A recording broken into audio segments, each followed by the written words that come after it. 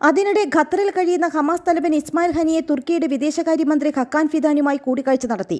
ഗാസയിലേക്ക് കൂടുതൽ ജീവകാരുണ്യ സഹായം എത്തിക്കുന്നതിനെക്കുറിച്ചും സ്വതന്ത്ര പാലസ്തീൻ സാധ്യമാക്കുന്ന ദ്വിരാഷ്ട്ര പരിഹാരത്തെക്കുറിച്ചുമായിരുന്നു ചർച്ച. അതേസമയം 100 ദിവസം പിന്നിട്ട് ഗാസയിലെ ഇസ്രായേൽ ആക്രമണം അവസാനിപ്പിക്കുവാൻ പദ്ധതി തയ്യാറാക്കി. ഖത്തർ, ഈജിപ്ത്, അമേരിക്ക എന്നീ രാജ്യങ്ങൾ ചേർന്നാണ് പദ്ധതി ഒരുക്കിയിരിക്കുന്നത്.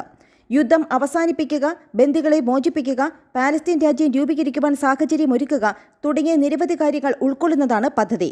ഇസ്രായേലും ഹമാസും പദ്ധതി അംഗീകരിച്ചാൽ യുദ്ധം അവസാനിക്കുമെന്ന് വാൾസ്ട്രീറ്റ് ജേണൽ റിപ്പോർട്ട് ചെയ്യുന്നു. പദ്ധതി പൂർണ്ണമായി നടപ്പാക്കുന്നതിന് 90 ദിവസം വേണ്ടിവരും. ഹമാസ് തടവിലാക്കിയ ഇസ്രായേൽ സൈനികരെയും പൗരന്മാരെയും വിട്ടയക്കുക, ഇസ്രായേൽ ജയിലിലുള്ള പാലസ്തീൻകാരെ മോചിപ്പിക്കുക തുടങ്ങിയവയും പദ്ധതിയുടെ ഭാഗമായുണ്ട്.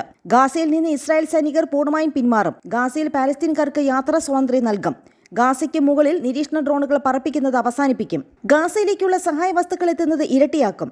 എന്നിവയെല്ലാം 3 രാജ്യങ്ങളും ചേർന്ന് തയ്യാറാക്കിയ പദ്ധതിയുടെ ആദ്യഘട്ടമാണ്.